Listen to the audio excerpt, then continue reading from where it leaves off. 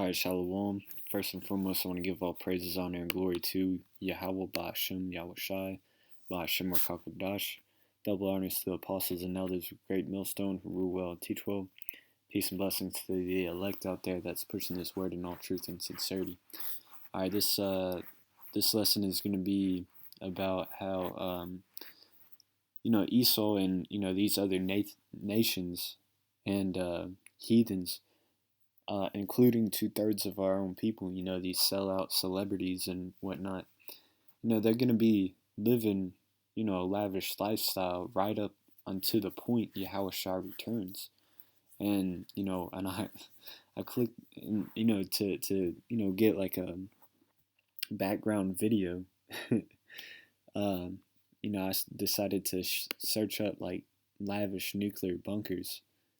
And, and I clicked on the first video, and, I didn't even get like a minute in, and they were already going off. So, hey, without, I'm going to play, what it says, and you're already going to know, man. You're already, like, scriptures are going to pop into your head. This is a converted missile silo. How much can this place withstand? It was engineered to withstand a 10-kiloton nuclear warhead.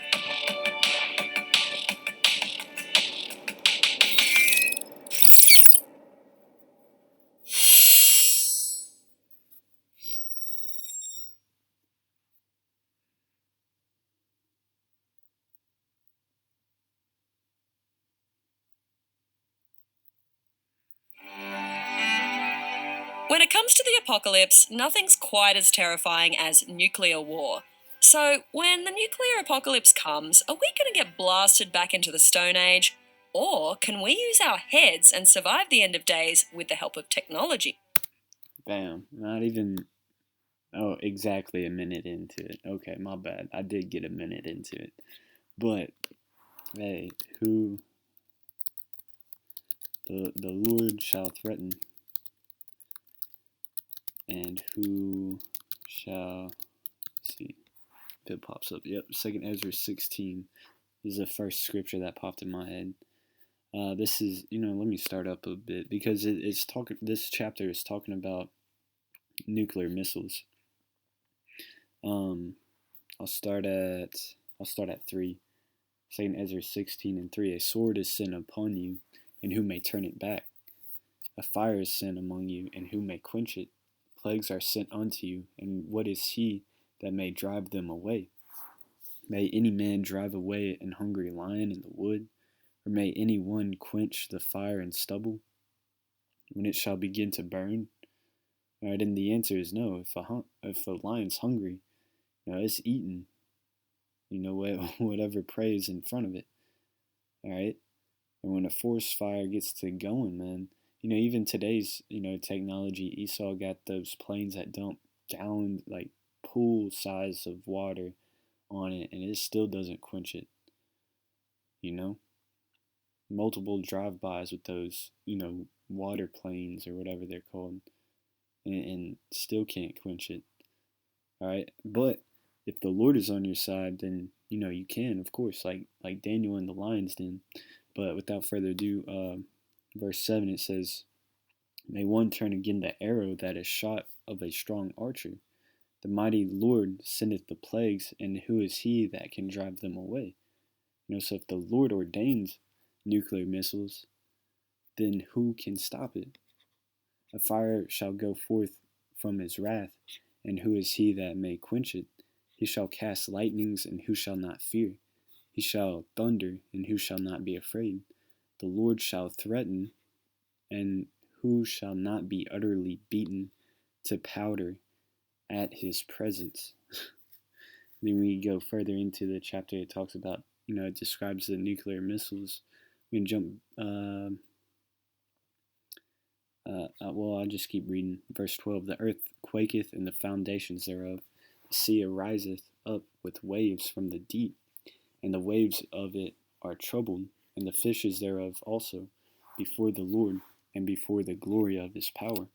For strong is the right hand that bendeth the bow. His arrows that he shooteth are sharp, and shall not miss. and they begin to be shot into the ends of the world. All right, and these arrows are talking about those nuclear missiles. All right, because no other weapon, no, the modern day arrow has to be those ICBM missiles because it's describing it to go to the ends of the world. All right, and it says, "Behold, the plagues are sent, and shall not return again until they come upon the earth." All right, just like those missiles, how the intercontinental ballistic missiles work. They get shot up into outer space in their orbit, and they don't, come down until they're ready to strike their target. All right, halfway across the earth. The fire is kindled and shall not be put out till it consume the foundation of the earth. Hey, that's how, when shit. I mean, it showed you a little glimpse of those mushroom clouds. When it comes to the apocalypse comes, are we going to get blasted back into the Stone Age? Yes. Or blasted back into the ancient age, man. The house of David is going to be brought back up. All right. We're going back to the law, statutes, and commandments of the Bible. It's exactly what's going to happen. All right. Ain't no technology going to outsmart these nuclear missiles, and also, the Most High. So let's grab no, it's Jeremiah 16.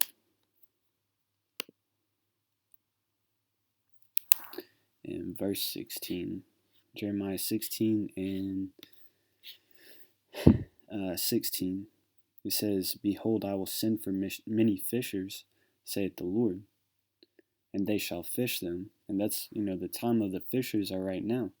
Right? The prophets being, raised up, to preach the word throughout the four corners of the earth, for this word to be pushed out. Prophecies being told before they happen, for a testimony, to wake up the elect, and to warn 2/3 of our people and these other nations. And then after that, I will send for many hunters. They shall hunt them from every mountain, and from every hill, and out of the holes of the rocks. So out of their bunkers. Ain't that a little hill or a hole in the rocks? You got some in the sea, you got some in, deep underground, you got some in mountains. That's where we're gonna be hunting, man.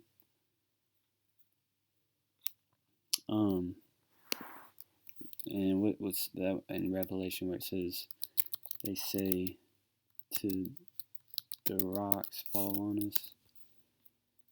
Revelation 6 and 16. Let me start up a bit. Revelation 6 and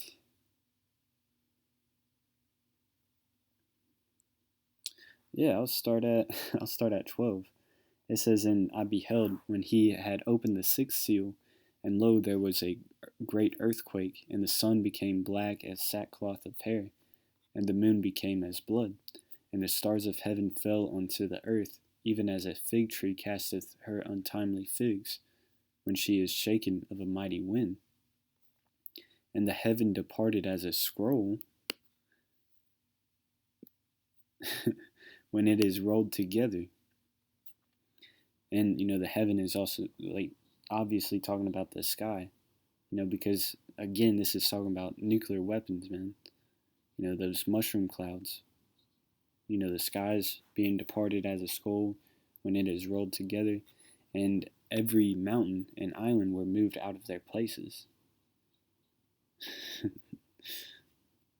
And the kings of the earth, and great men, and the rich men, and the chief captains, and the mighty men, every bondman and every free man, hid themselves in the dens and in the rocks of the mountains.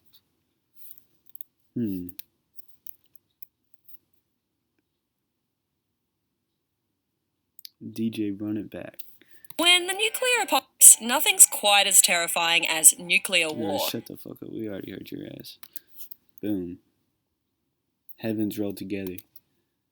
Mushroom cloud. Mushroom cloud. Hiding themselves in the rocks.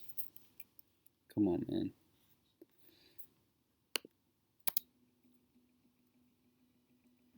in beautiful Colorado, one man is already thinking about the end of the world. Professor Brian Toon is an atmospheric scientist and an expert on nuclear winter.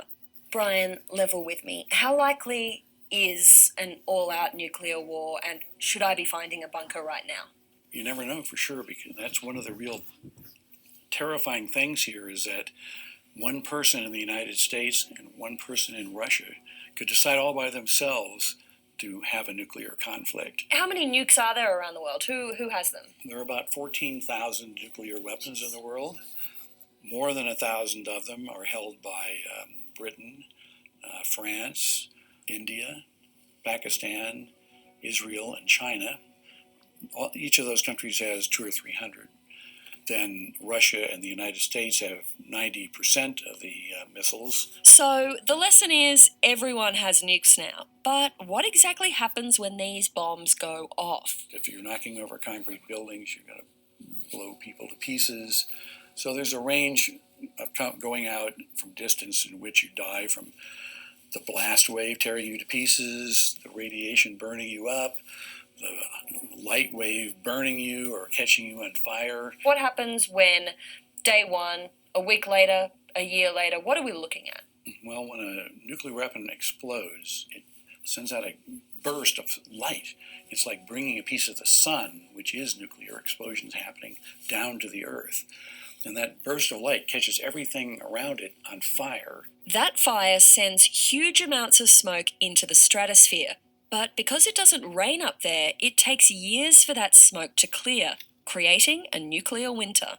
Blocks sunlight from reaching the ground, which of course makes it cool off. It gets cold at the ground. And people expect that about 90% of the global population will die from starvation because there won't be anything to eat. Ooh. Damn. The more I thought about nuclear winter, the more terrified I became. I needed a plan to survive the nuclear apocalypse before the world went to hell. So where do you go when you want to get off the grid? Kansas. Here in the heartland of rural Kansas, one man... Welcome to the Survival Condo. This former Cold War missile silo is now a luxury bunker built for the super rich. Going off the grid no longer means giving up a lavish lifestyle. Think of it kind of like cribs, in camo. From the outside, the security cameras, armoured guard, and 8-ton steel doors... Hey, yeah, man. And Esau is going to be able to get to these bunkers before those missiles launch off, all right? Esau's going to have the inside scoop and live this lavish lifestyle, in these bunkers, man. But, keep in mind, let's go to Job 23 to back that up, man. Because, hey, even in the midst of this pandemic, you still got these heathens and Edomites and 2/3 of our own people. They're still living it up, man. They're traveling. Some of them. Others are, locked up and can't, can't travel. They don't have the means to travel like that. But, hey, man, you're going to have this going on all the way up until YAHAWASHI's return. They're going to think themselves in good case, man. This is, was it 23? No, it's 20. Job 20.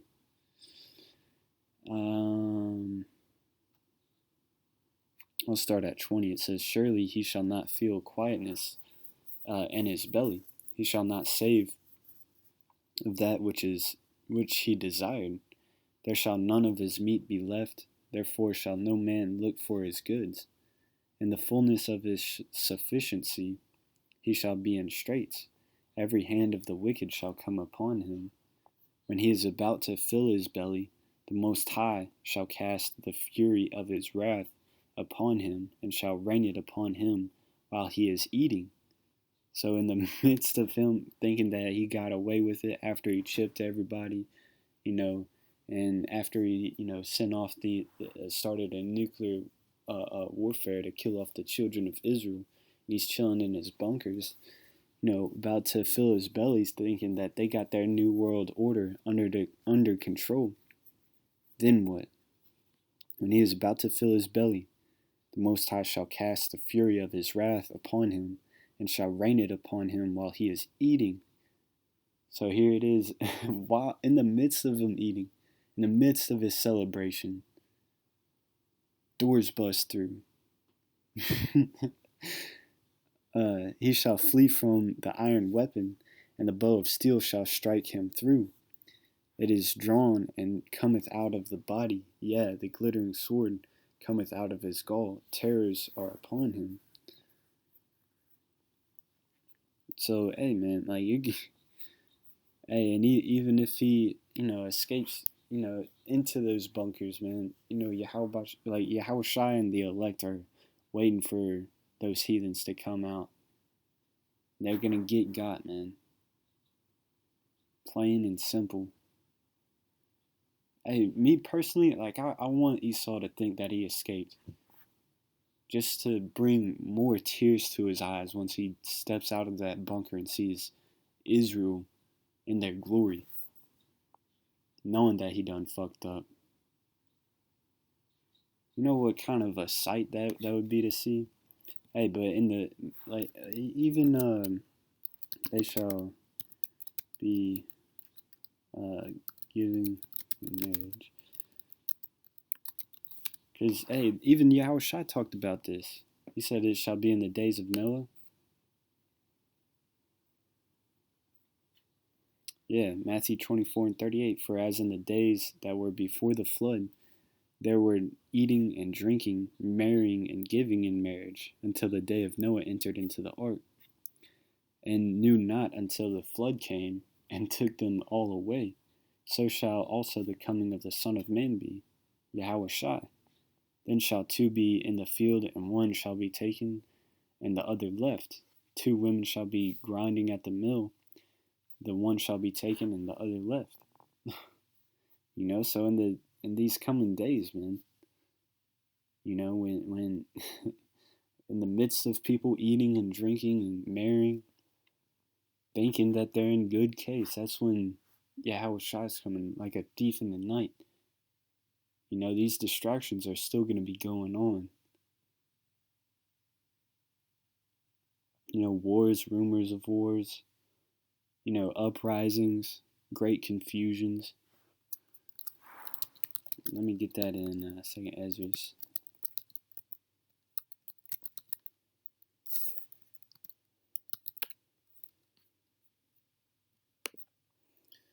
Yeah, this is 2nd Ezra 16 and 21. Behold, victuals shall be so good cheap upon earth, that they shall think themselves to be in good case. Yeah, just because, I bring this scripture out, and I always say the same thing, I know. But, hey, here goes 144, for the 144th time. Just because Wendy's is still open and you can get your 4 for $4, Jake thinks that they're all right. All right, not realizing that prophecy is unfolding before them. All right, hey, look, man, if the scriptures prophesy about nuclear weapons and nuclear weapons exist on the earth right now, you should be worried. That should strike fear in your heart, saying, all right, well, I want to escape that. How can I get right? Repent, return to the law statutes of Yahweh Shai, so that you can make it on those chariots. That's how you escape that. But no, Jake is caught up on, finally, the NFL is back. It ain't like it used to, but at least it's back. I can watch it on my fucking phone or some shit. I can still get the Popeyes chicken sandwich delivered to my house. I can get unemployment checks because of COVID. So they think that they're in good case, man. And it says, and even then shall evils grow upon earth. So while in the midst of your dumbass, simple ass, coon ass, retarded ass, fuck ass, dumbass mentality, of, all right, I'm good, still evil shall grow upon earth. Sword, famine, and great confusion. Because confusion is is gonna keep your ass in that simple mentality. Shit, we're in the midst of it. Confusion increasing. You got this whole censorship on the beer virus. Famine is striking us, but Jake doesn't realize it because, hey, food's still cheap, but they don't see the bottleneck happening. They don't see that, the fucking bottleneck happening because, the trucking industry is slowing down because of COVID. Because we rely more on exported or imported goods, the goods farmed in livestock groomed in our own nation. I say nation, I'm referring to, Babylon. But Jake doesn't realize that America isn't producing like it used to.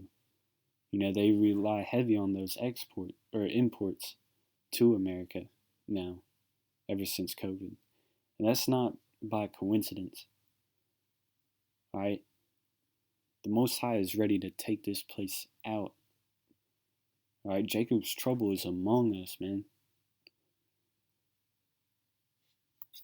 But yeah, man, that mentality is that fucking westernized mentality is gonna be, going on right up until YAHAWASHI brings that hammer, man. Himself, along with the elect. Are the only. Oh yeah, I remember scriptures I wanted to grab because I kind of went off a little bit on a different topic, but hey, man, envy not thy oppressor. Yeah. Proverbs 3:31. Envy thou not the oppressor, and choose none of his ways. For the forward is abomination to the Lord, but his secret is with the righteous. Yeah, so just because you see, the wicked in the midst of Jacob's trouble, man. Just because you see the wicked, getting by in these nice bunkers and whatnot, don't envy it, man. Because I'd rather be on a chariot than in one of those bunkers. I'd rather go through hell and make it on a chariot than, hey, get rich and go into here and fucking die. I'd rather die a martyr, for the names of YAHAWASHI than live a nice lifestyle and want to hear and die for wickedness' sake, man. I don't envy this. Fuck all this shit. Fuck all this shit too. Mega yachts and fucking, what is that? 5 billion Apple headquarters. Fuck that too. Fuck the 96 hours inside Afghanistan. Fuck them. Fuck the Dubai Islands. Fuck all that shit, man.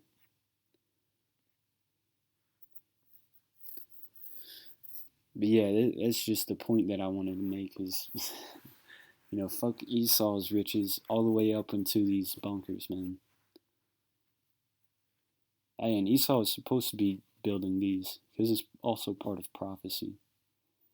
And like I said earlier in the video, I hope Esau does make it into those bunkers just to see the disappointment on his face when he finally comes out that motherfucker and hey, from Yahweh through his son YAHAWASHI all the way down to the least of the Israelites waiting for their ass just so we can start whipping them to tear that shit down and bring all the gold and riches out of those bunkers and start paving our streets, man. That's what I hope, man. So with that, I hope this video was edifying and uplifting. Once again, I'm going to give all praises, honor, and glory to YAHAWASHI, Bashem Rakakodash. Alright, again, double honors to the apostles and elders of Great Millstone who rule well and teach well. And again, peace and blessings to the elect out there that's pushing this word in all truth and sincerity. Shalom.